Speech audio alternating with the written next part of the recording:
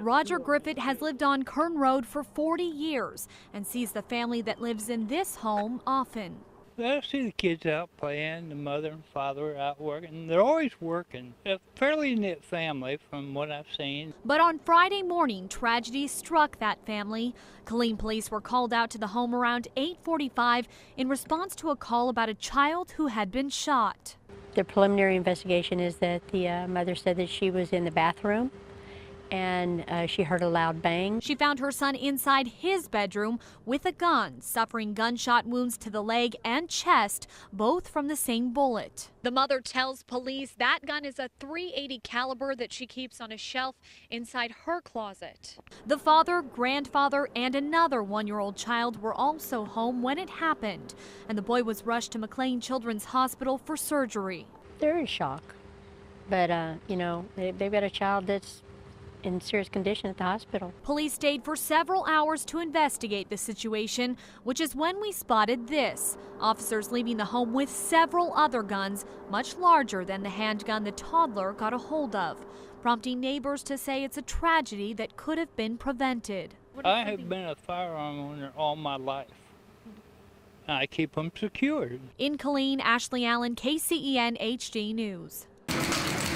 Even though I'm a firefighter, but it gives a lot of situational awareness to individuals out on the scene. Lorena Fire Captain Jay Fonville is already a regular at H5 Tactical, taking every opportunity to improve his response to emergencies. We can talk about it, but here it makes you look at him further broaden your eyes, your vision, and heightens your senses. They offer over 700 different scenarios, everything from home invasions to road rage violence, and with lifelike video and technology. These aren't toy guns in here. This is a real Glock that's been modified for the simulation. It even has kickback like a real one. Owner Billy Hughes is a part of the McLennan County Sheriff's Office. He wanted to offer the training they receive to everyone, and a part of that is teaching people the difference between shoot and don't shoot situations, especially for customers who keep a gun at home for self-defense. And it causes you to think about these situations and be aware of it and really start to learn the parameters of owning and using a firearm. Customer Rolanda Vega is very familiar with guns.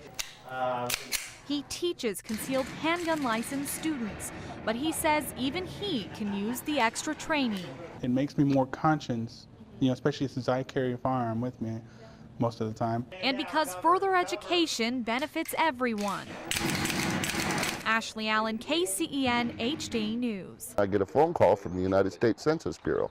The woman on the other end of the phone told Rick Johnson she needed to speak with Crush Johnson. I told her that he was not there at the time, and she asked if he lived at this address, and I informed her yes, and she said that she needed to schedule an interview. The problem? Crush doesn't speak English. In fact, he doesn't speak so much as squawk. See, this is Crush. Clearly, he's a macaw, and frankly, he doesn't have any interest in talking to the Census Bureau. I tried to tell her that, but she still had to come out and interview him. Hello. It's easy to chalk this up to a clerical error, but what that error was, the Census Bureau doesn't know, or now won't say. The regional office in Denver says they were simply following up on the address. Somehow, Crush's name got into their database. I have no idea. I know he didn't send it in.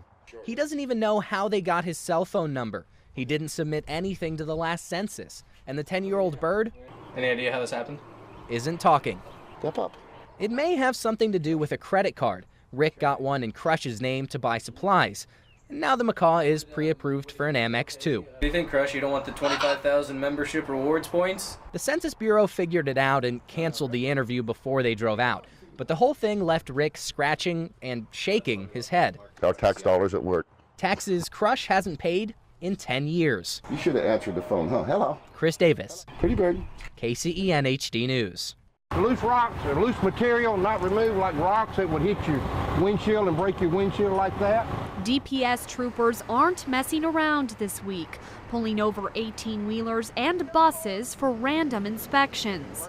We're, number one, making sure the equipment is okay, making sure the driver is okay, medically wise. Bad brakes, low tire pressure, falling debris like this truck overflowing with dirt. They're federal violations that put everyone on the road at risk. But it could be possible he's going to lose all his air and won't have no trailer brakes later on. Bill Fleming has been behind the wheel of a semi for 10 years. No tickets, no accidents.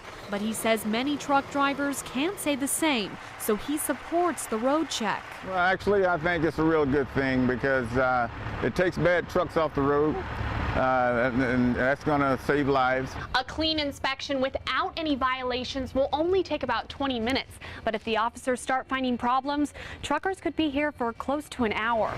Clear on 2. But what does a violation mean for the driver?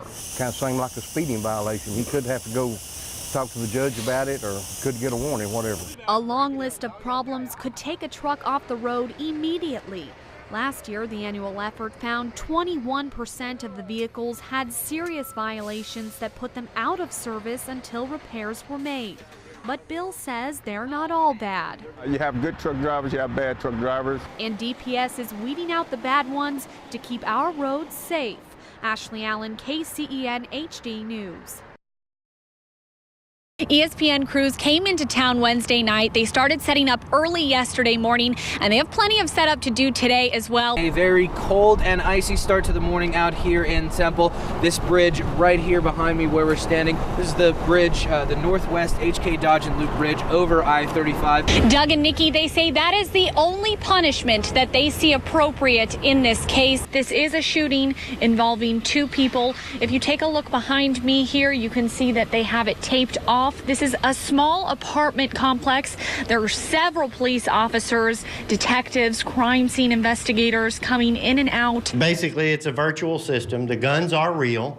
They've been fitted with an air-driven system and laser technology. He could still be armed. They have sent in various rounds of tear gas, and it's still not working. They think he might have moved to another area.